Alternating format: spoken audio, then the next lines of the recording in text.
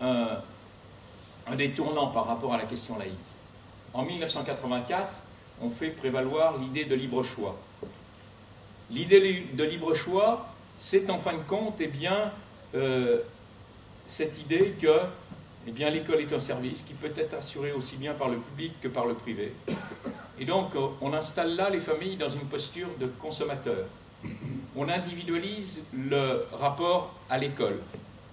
On est là, disons, dans cette période qui continue aujourd'hui, cette individualisation du rapport à l'école, aujourd'hui, au nom de l'autonomie, au nom de la liberté. On l'a vu au travers du débat sur la question des rythmes scolaires. On donne la liberté aux communes, l'autonomie, en fin de compte, de sortir du cadre national, et puis d'avoir, disons, une éducation de type local pour l'instant. Et on voit bien, disons, que se profile aussi cette mise en concurrence. La loi dite Carle, pour ceux qui connaissent, je pense que vous êtes des militants laïcs, vous avez entendu parler de cette loi dite Carle. Eh bien, elle est tout à fait significative. Parce que cette loi Carle, en fait, individualise le rapport à l'école et puis crée, les prémices d'un chèque éducation. On casse ce rapport entre l'école et la commune, on est dans une relation individualisée. Le citoyen, ou l'usager, ou le consommateur peut-être, plutôt, va demander en fin de compte à la puissance publique de financer la scolarité de son enfant pour aller dans une école privée hors de sa commune. Et il va voir, en fin de compte, cette obligation réalisée, et donc il y aura ce financement public. On n'est plus dans ce rapport école-commune. On est dans un rapport entre l'usager et sa commune de résidence qui va demander de faire financer sa scolarité pour aller, y compris dans une école privée hors commune. Quand on va dans une école publique hors commune, il y a une autorisation préalable pour que ce financement public puisse se produire. Quand on va dans une école privée hors commune, il n'y a pas de déclaration préalable. En fin de compte, c'est au nom du concept de liberté d'enseignement. Et là aussi, il y a un détournement des concepts de liberté d'enseignement. Pour certains, la liberté d'enseignement, c'est la liberté d'entreprise appliquée à l'enseignement avec l'obligation d'un financement public. Cette liberté d'enseignement a été constitutionnalisée par, une décision du Conseil constitutionnel en 1977 suite à la loi dite Germer. Le Conseil constitutionnel, à l'époque, a utilisé un cavalier législatif qui remonte à 1931.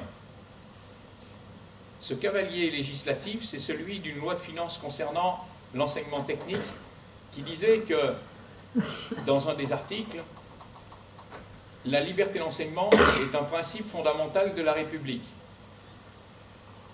Et 46 ans plus tard, le Conseil constitutionnel s'empare de ce cavalier législatif pour dire, en fait, tous les principes fondamentaux inscrits dans les lois de la République ont valeur constitutionnelle. Il faut déjà avoir de la mémoire pour aller pêcher dans une loi de finances de 1931 cette idée que la liberté d'enseignement donc était un principe fondamental de la République et le constitutionnaliser à ce moment-là.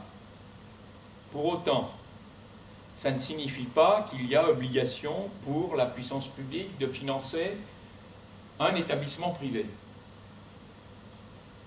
Parce que, en fin de compte, notre Constitution ne reconnaît pas des groupes, ne reconnaît pas un ensemble d'établissements appartenant à telle ou telle communauté. Notre Constitution ne connaît que des citoyens. Ces citoyens, en fin de compte, ont la liberté de choisir un établissement public, un établissement privé ou d'être enseigné à domicile. Et donc, quand on est dans un établissement privé hors contrat ou enseigné à domicile, c'est le même principe de liberté d'enseignement. Et il y a, en fin de compte, une interdiction absolue d'un financement public. Pourquoi il y aurait, donc, par rapport à ce concept de liberté d'enseignement, plusieurs cas de figure. En fin de compte, il n'y en a qu'un seul, il n'y a pas d'obligation de financement. Il n'y a pas d'obligation de financement parce que, d'ailleurs, le Code de l'éducation est clair.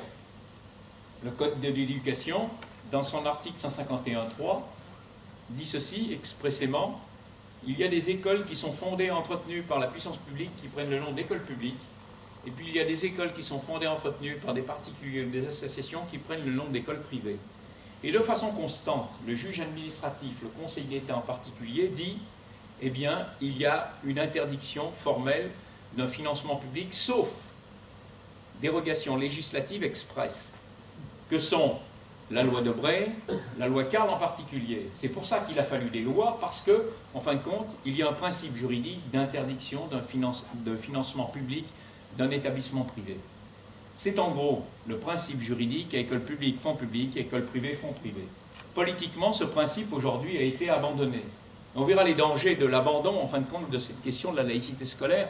C'est le nœud du débat laïque, qui a viré en 1984. J'y reviendrai tout à l'heure par rapport à cette question un peu qui était relativement importante. Eh bien, j'utilise souvent cette métaphore en disant, en fait, eh bien, le citoyen ou l'usager qui prend le taxi, qui refuse les transports en commun, il a au moins la décence de ne pas demander à la puissance publique de financer sa course en taxi. Et je dis aussi, si demain on finance ma course en taxi, je ne prendrai plus le métro. Donc, voilà, là on a des arguments par rapport à ceux qui prétendent que, eh bien, au nom d'une liberté dite fondamentale, on a une obligation d'un financement public. Non, là c'est effectivement la remise en cause, eh bien, du service public d'éducation. Et ce service public d'éducation, il répond à, disons, une logique. Ceux qui ont mis en place le système, en fait, eh bien, avaient défini ce lien consubstantiel, en particulier entre l'école et la République. Ce lien consubstantiel, il est né déjà disons, des traités sur l'instruction de Condorcet. Ensuite, on va retrouver chez Ferry un peu la reprise de cette affaire-là. Parce qu'aujourd'hui, on nous met en avant ce concept de liberté d'enseignement. Cette liberté d'enseignement, en fin de compte, eh bien, c'est une liberté de type individuel. Et puis l'intérêt général, ce n'est pas la somme de ses intérêts particuliers. Eh bien, l'école publique a été fondée tout autrement, avec un autre concept qu'on oublie aujourd'hui, c'est l'égalité en éducation. Voilà ce que nous disent par exemple Condorcet par rapport à cette conception. Je vous leur citation. Condorcet dit: l'instruction publique est la condition sine qua non de la perpétuation du régime républicain. La perpétuation de la République est de plus étroitement liée à la nécessité de tirer l'homme du joug de l'ignorance pour en faire un citoyen éclairé.